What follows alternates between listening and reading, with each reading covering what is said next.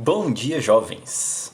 Pessoal, então vamos dar continuidade aí à matéria, né, do capítulo 9, aos conteúdos do capítulo 9. A gente estava falando sobre aspectos físicos da região sudeste, né?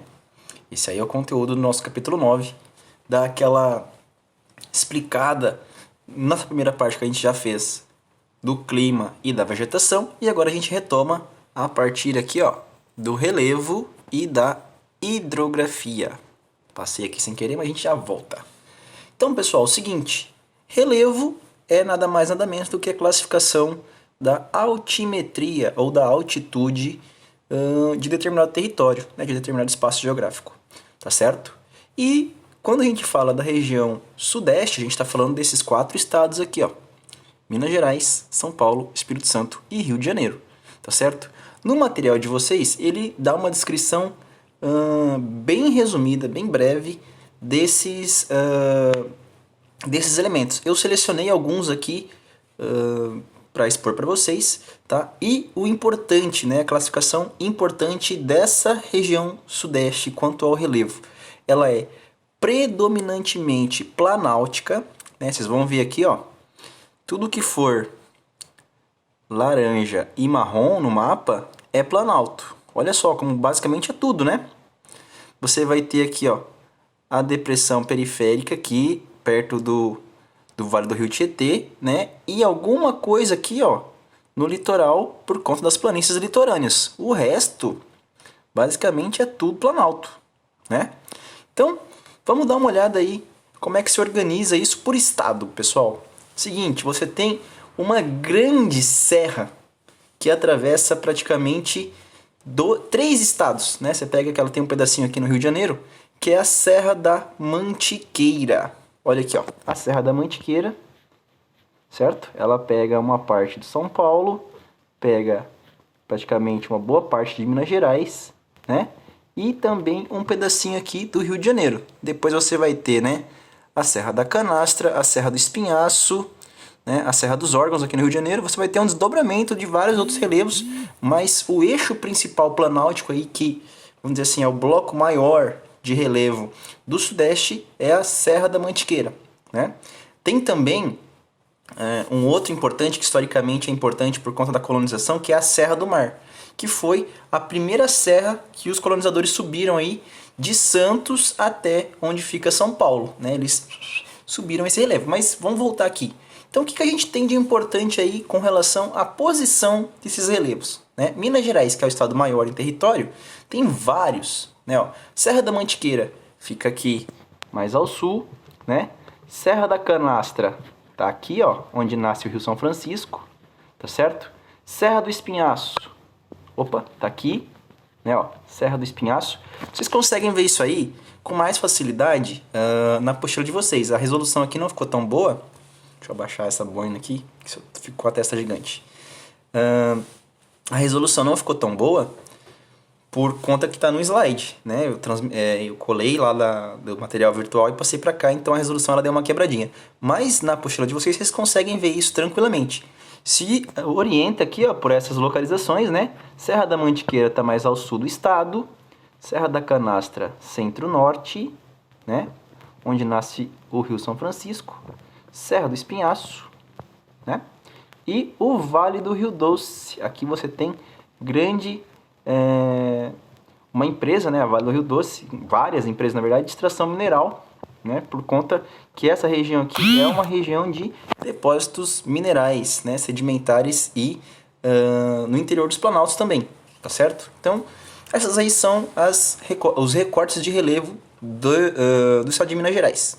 Serra da Mantiqueira, mais ao sul, Serra da Canastra, Serra do Espinhaço e o Vale do Rio Doce, que é uma parte de relevo mais baixo, né? Afinal é onde o rio corre. Agora em São Paulo, já falei da Serra do Mar, né? Ó, Serra do Mar tá aqui. Serra de Paranapiacaba fica mais ao sul, na direção ali do Paraná. E o Vale do Rio Tietê, onde o Rio Tietê corre, né? Depois você vai ter aqui a depressão periférica, tá certo? Mas a gente chama de Vale do Rio Tietê, tá bom? No Espírito Santo e no Rio de Janeiro, pessoal, são estados mais estreitinhos, então você não vai ter tanta variação de relevo assim, né? Você vai ter lá no Espírito Santo a Serra do Caparaó, onde fica o Pico da Bandeira, que é um dos locais mais altos, né, com maior altimetria, maior altitude do Brasil. Um dos, né, você tem o Pico das Agulhas Negras, que é lá no norte.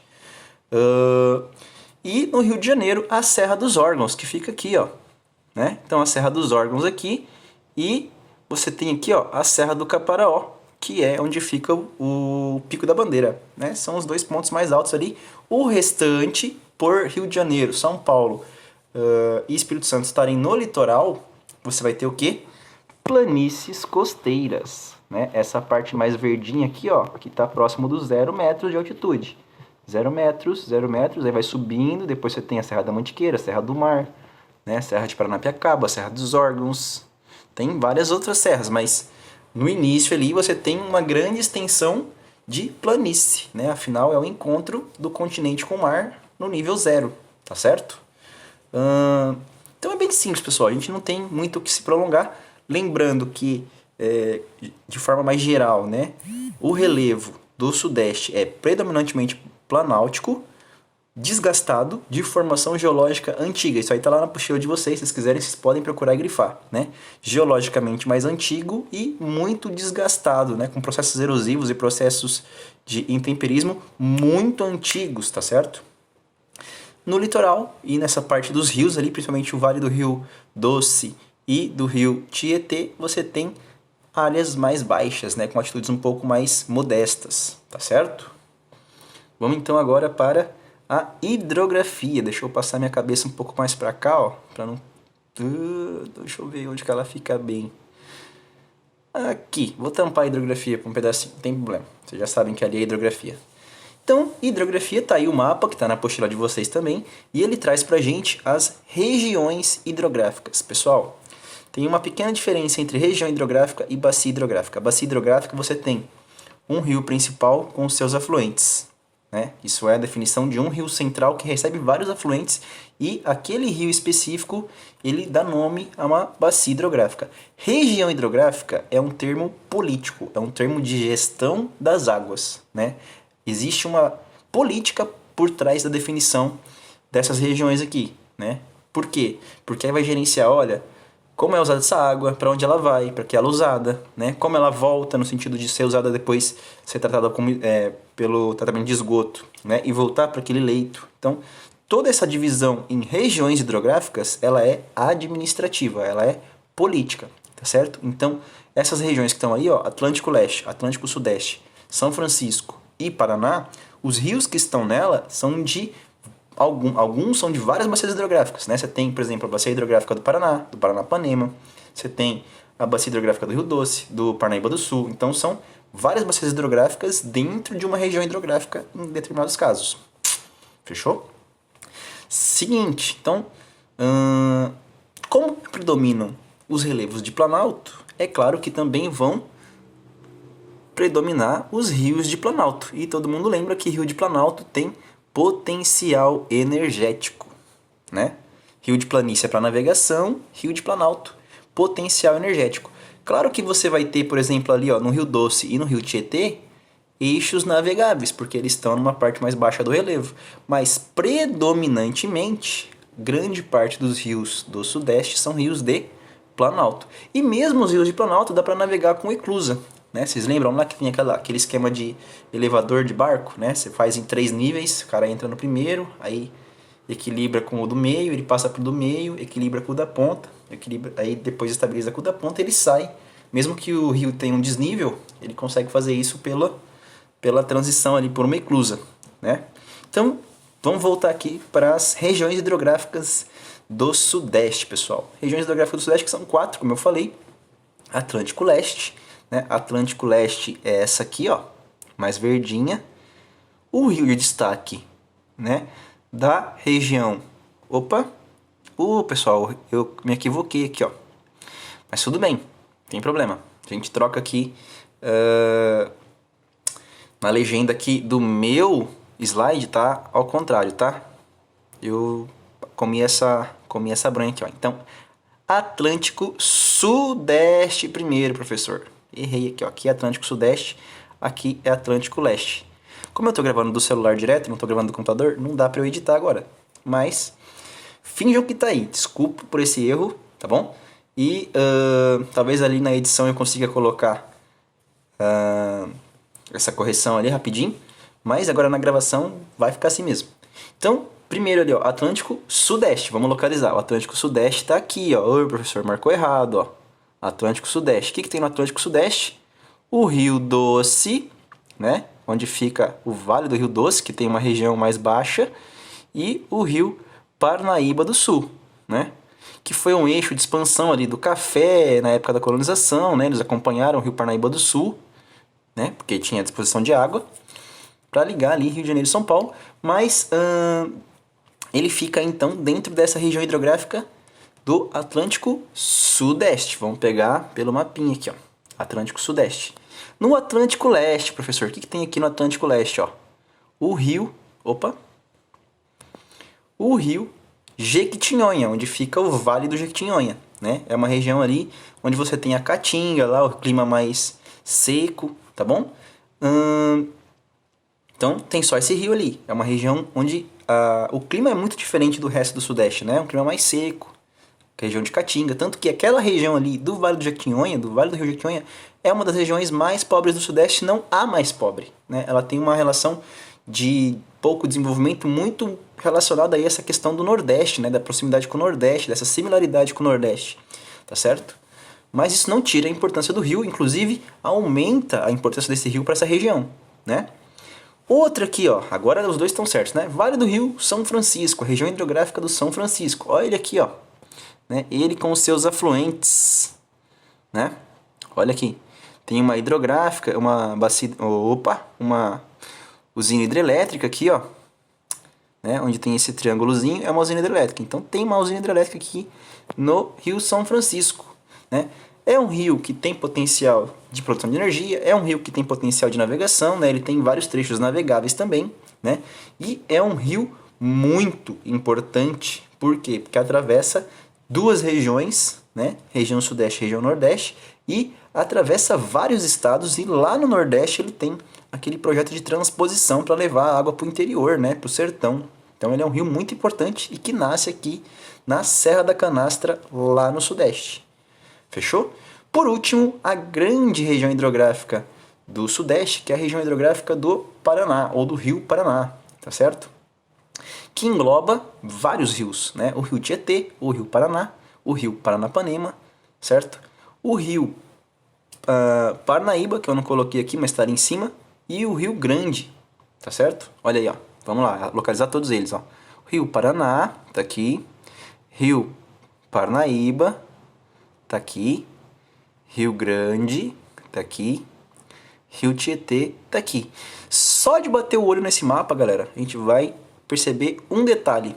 Não sei se vocês vão pegar logo de cara, mas observa a legenda aqui e o que tem muito mais nesses rios do que nos outros. Tem muita usina hidrelétrica, né? Os triângulozinhos ali, ó, muita usina hidrelétrica. Por que tem muita usina hidrelétrica nesses rios, né? Especificamente nessa região hidrográfica? Porque a demanda por energia nessa região aqui, ó, onde eles ficam, é gigantesca. Aqui nessa região, né, se você pegar a região de São Paulo, Grande São Paulo, e todo o interior do estado de São Paulo, esse pedacinho de Minas, são regiões altamente industrializadas, altamente urbanizadas, né, com grande consumo de energia, né, com grande demanda por energia, tanto para a indústria quanto para consumo urbano. Então faz sentido ter esse monte de usina hidrelétrica ali nos rios, mesmo que alguns deles sejam rios para navegação, ou trechos navegáveis, tá bom? Então é isso, galera, né? Vamos lembrar ali desses detalhes, que são 4 regiões. Os rios têm importância local, são importantes essas divisões em regiões hidrográficas para planejamento, né, de gestão da água. A maioria deles são rios de planalto, ou seja, com potencial de geração de energia, mas você tem trechos de planície, portanto trechos que são navegáveis. E quando você tem essa impossibilidade de navegar, pode ser construído aí eclusas, né? São elevadores para os navios que transitam nesses rios, tá bom? Então beleza, olha aí, deixa eu baixar minha cabeça agora para cá, que agora ficou Deixa eu ver se acabe aqui, ó. Aí, opa, aqui, coube. Então tudo bem. Pessoal, o seguinte, pra gente finalizar esse capítulo, ele vai retomar o que a gente já falou lá no capítulo 8, né? Que são os processos de transformação da paisagem, só que através agora de um olhar mais ambiental, né? Não pegando só a economia, não pegando só a produção de cana, a produção de café, a produção ou a extração de minérios, né? Ele traz ali na postura de vocês um debate sobre como esses processos afetaram a paisagem, como esses elementos econômicos eles alteraram a paisagem ao longo dos séculos, ao longo do tempo de colonização e povoamento dessa região, tá certo? Então lembrem lá que a primeira atividade agrícola não foi o café, foi a cana-de-açúcar, né? Ela começou a ser cultivada no Rio de Janeiro, tá certo? Na região ali da Mata Atlântica, próxima do litoral, claro, né? Era a primeira fase, a primeira área de ocupação do território no Sudeste, tá certo? Isso aconteceu quando, pessoal? No século XVI, né? Por volta ali de 1500 e pouco, quando chegaram os colonizadores na região Sudeste. Lembrando que a primeira a ser colonizada foi a região Nordeste, mas quando você teve esse processo de deslocamento, eles chegaram no Sudeste, né? E ali no Sudeste, a primeira coisa, produção de cana. O que a cana fez para ser plantada? O que a cana obrigou, né, a ser feito para ser plantada? Ela obrigou a retirada de uma porcentagem inicial de Mata Atlântica, certo? Então foi a primeira grande cultura que desmatou a Mata Atlântica. Vou tomar um golinho de café aqui. Copinho generoso. Outro processo, né, que também, e aí ele já vem meio que num vácuo, né, da queda do café, da queda da cana-de-açúcar no Nordeste. Vocês lembram lá aquele processo que os holandeses começam a produzir açúcar na América Central? Então, quando a cana-de-açúcar começa a entrar em declínio, se descobre, né, se encontram recursos minerais no Sudeste, lá em Minas Gerais, né? Que eram minerais aluviais, que eram pequenas pedrinhas que eram encontradas no leito dos rios, né? O pessoal ia lá com a peneirinha, né? Os negros iam lá, os portugueses, os colonos iam lá com a peneirinha, descobria uma pequena pepita, certo? Qual que foi o problema? Para você minerar uma certa área, você tem que produzir alimento. Produzir alimentos você tem que desmatar. Outra coisa, que foi um dano a longo prazo. Quando começou a ralear essas pepitas mais superficiais, que você conseguia pegar de uma forma manual, a metrópole, Portugal no caso, começa a mudar essa abordagem, começa a mudar essa forma de extrair o recurso, de extrair o minério. Ela começa a dragar os rios, ou seja, a tirar a água e tirar a base, né, tirar o assoalho dos rios para tentar encontrar no leito, né, na base do leito, certo? Então isso, o que vai fazer? Vai alterar a paisagem. Se você altera a paisagem, você pode causar dano ambiental, né? E isso foi o que aconteceu ali, ó, ao longo do final do século XVII e século XVIII, tá certo? Então, entre o século XVI, XVII e XVIII, você teve esses dois primeiros eixos de desenvolvimento de atividade econômica, o café, que não deu muito certo no Sudeste, e a mineração, né, que foi focada ali primeiramente em Minas Gerais. Depois, pessoal, você tem o café. O café, ele deu muito certo, né, na região Sudeste, por conta do solo de terra roxa, por conta da fertilidade, por conta da adaptação do clima, né? A cana não se adaptava tão bem ao clima do Sudeste, se adaptava melhor ao clima do Nordeste. O café já foi o contrário. Ele foi tentado produzir no Pará, não deu certo, mandaram para o Sudeste, aí deu certo. Então, deu certo a cultura do café, o cultivo do café, né? E ele foi se expandindo muito rapidamente como uma cultura de comercialização mundial desde o século XVIII até o início do século XX.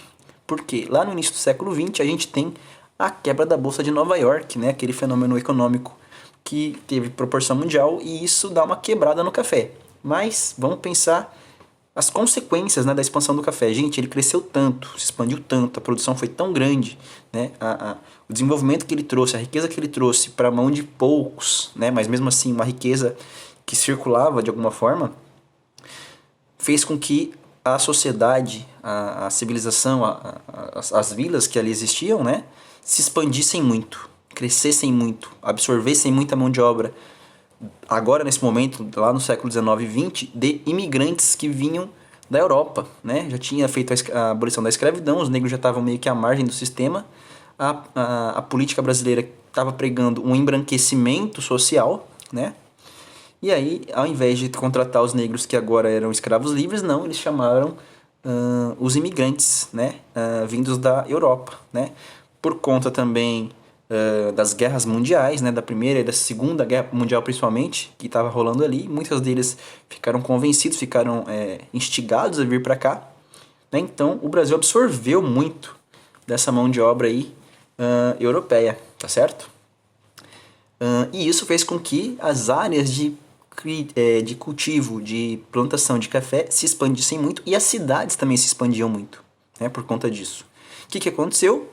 Se lá com a cana-de-açúcar a Mata Atlântica já estava sofrendo, com o café ela foi devastada, né? Ela foi literalmente colocada abaixo para se produzir café, cada vez mais, né? Onde que aconteceu isso principalmente? Olha só, nos 3 estados mais centrais aqui, né? Rio de Janeiro, São Paulo e Minas Gerais, tá certo? Com a crise do café, lá no início do século XX, né, em 1929, 29 para 30, o governo teve que achar uma solução para a crise, né? Ele falou, o café é o nosso produto mais vendido, não está vendendo, né? Não tem comprador, os Estados Unidos está quebrado, a Europa está quebrada, a gente está produzindo sem venda. O que vai acontecer? O sistema vai quebrar. Então, antes que quebre tudo, antes que todo mundo entre em falência, né, vamos motivar os cafeicultores, os donos das grandes fazendas de café, a aplicar o dinheiro que eles ainda têm em outras demandas. Vamos incentivar que os filhos deles que estudaram na Europa, né, ou que estudaram nos Estados Unidos, ou que têm essa visão mais contemporânea, mais moderna, mais de jovem, né, da juventude, vamos incentivar eles a expandir a nossa capacidade industrial interna. Por quê? Porque até então o Brasil era um país estritamente ou quase exclusivamente agrícola, agrário, né? Tudo que era manufaturado, tudo que era industrializado vinha de fora, grande parte, né? Então a gente teve esse ponto aí, falou, opa, já que agora está todo mundo em crise, vamos começar a produzir as nossas próprias indústrias, vamos começar a criar nossas próprias indústrias. Começaram da base, né? Começaram por indústria de processamento de alimentos, por indústria têxtil, né? O governo começou a investir em indústria de base, criar algumas estatais para extrair ferro, para extrair bauxita, para extrair cobre, né? Para processar esses minérios, para gerar equipamentos, para gerar máquinas, né?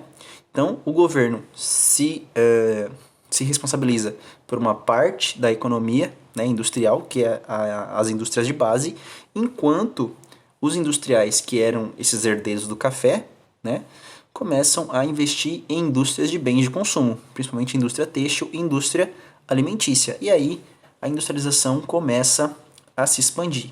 Ah, professor, mas por que aconteceu no Sudeste? Existe uma lógica por trás disso, né? Por que não começou no Nordeste, por exemplo? Porque, primeiro, começou tardiamente. O Nordeste já estava em declínio há pelo menos 100 anos nesse contexto. O Sudeste não, o Sudeste estava crescendo, né? A economia do café estava forte, só quebrou por conta dessa crise de 29, né? Agora, se tudo que estava sendo feito no país era para transportar e comercializar café, você já tinha estrada de ferro, você já tinha rodovia, você já tinha portos. O que precisou ser feito? Só uma estruturação, só uma adequação, só um aperfeiçoamento dessas estruturas que já existiam, né? Então você não precisou fazer do zero, você precisou melhorar, ou às vezes expandir um pouco, né? Então tudo que era feito do café meio que foi sendo apropriado pela indústria. É por isso que o Sudeste ele tem esse salto, essa qualidade muito superior, né? Historicamente falando. Hoje não, porque já tem uma desconcentração industrial, né, e tecnológica para várias regiões, mas naquele momento, entre o século XIX e o século XX, São Paulo concentrava muito do capital e da capacidade produtiva, né, do potencial de oferecimento de infraestrutura. Então isso permitiu com que aquela região absorvesse essa demanda industrial logo de cara. Era onde precisava ser feito, né? Era onde podia ser feito, tá certo? E o que vai acontecer? Então você tem ciclos, né? Cana-de-açúcar, que não deu certo, mas desmatou. Mineração, que deu muito certo, mas foi rápido e danificou muito a paisagem próxima de alguns rios. Café, que cresceu muito rápido, fez com que a população crescesse também, né? Chegasse muitos imigrantes da Europa, se expandissem as áreas urbanas, quebrou a Bolsa de Valores de Nova York em 29. Começa a ascensão da indústria. A ascensão da indústria absorve a mão de obra que estava no campo, né, que fica ociosa, e também atrai outras pessoas de outras regiões, de outros países, da Europa, da Ásia, para virem trabalhar, né, para virem abrir os seus negócios ou terem os seus negócios na região sudeste, que era uma região até então muito rica, né? Tava gerando muita grana, tava gerando muita riqueza para quem se aventurava ali. Só que isso vem com um custo, né? Você tem uma grande expansão industrial muito rápida, né? E isso vem com um custo. Acho que vai estar no próximo slide aqui, ó. Olha lá. Isso vem com custo, que são os problemas ambientais, né? A industrialização, ela necessariamente acompanha a urbanização. O crescimento do espaço urbano, ele é motivado e motiva ao mesmo tempo, é um ciclo infinito, né? Ele é motivado e motiva a urbanização. A urbanização é motivada e motiva a industrialização. Então é um ciclo onde os dois estão ligados, tá certo? Só que se você expande a cidade sem pensar em projetos de planejamento urbano, você expande a indústria sem pensar em projetos de cuidado de resíduos e cuidado do solo, cuidado do ar, isso vai gerar um dano, isso vai gerar um impacto. O que acontece então? Esse pensamento expansionista, esse pensamento de desenvolvimento a todo custo, começa a ter consequências prejudiciais. Primeiro, no próprio espaço urbano, né, você vai ter dificuldade de saneamento, dificuldade de moradia, qualidade de vida, né, acesso a serviços básicos, porque tem muita gente e não é acessível para todos, né? E outra, produção intensa, consumo intenso, né? Dano ambiental no solo, na água, no ar, né? Poluição, despejo de esgoto, tá certo? Então você vai ter uma série de problemas, né? Ocupação de áreas de risco, seja na encosta ou seja na área de várzea, perto ali do rio, né? Quando chove esse rio alaga e aí você vai ter inundações e enchentes em determinadas áreas da cidade, você vai ter deslizamento de encosta, porque chove e a pessoa está ali morando com um barraco na beira do morro, né? Então você tem um monte de desdobramentos que é justamente dessa falta de planejamento, dessa falta de cuidado nesse desenvolvimento histórico que foi muito rápido e muito intenso, e por isso que houve essa ausência de cuidado também,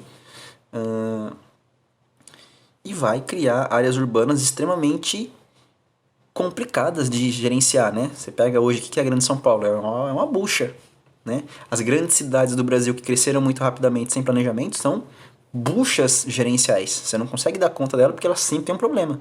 Seja problema social, seja problema estrutural, seja problema ambiental, né? Ela sempre vai ter ali uma bucha para resolver. Por quê? Porque cresceu tanto, de uma forma tão rápida, que não teve como o poder público acompanhar esse desenvolvimento, né? E proporcionar infraestrutura, proporcionar serviços, proporcionar a organização do espaço de uma forma positiva, né? E aí a gente tem o colapso de certos setores, de certas áreas por conta disso.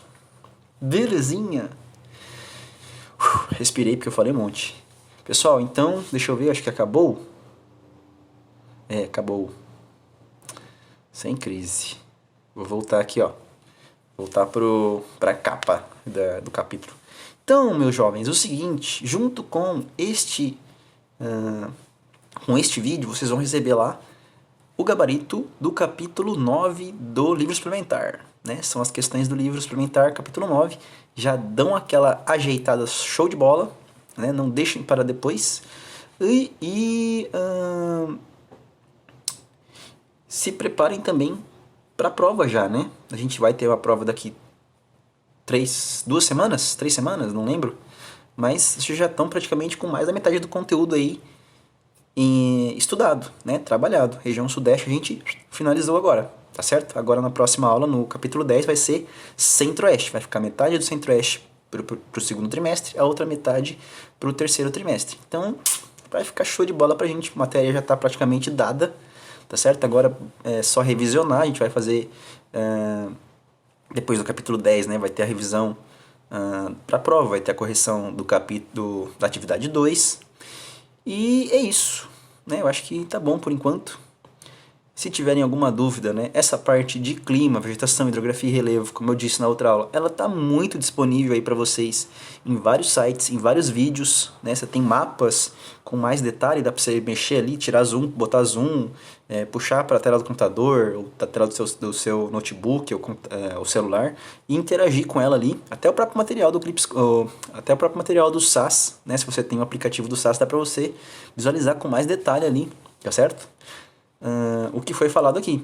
Leiam a apostila de vocês, os exercícios, façam ali, tem vários exercícios legais com relação ao clima, a vegetação, tem mapas que dá para você interagir ali e fazer, tá bem simples, né? Esses capítulos de aspectos físicos, eles são simples, tá certo? Não tem muito segredo. E é isso, tá bom? Acredito aí no potencial de vocês são muito bons, vocês são incríveis, né? E é isso, galera. Fiquem bem. Tá certo? Bons estudos, bom descanso para vocês, bom recesso, que a semana que vem a gente vai se ver acho que só um dia da semana, né? Depois tem um pequeno recesso aí, mas é isso, tá bom? Então, forte abraço, beijo, beijo e tchau, tchau.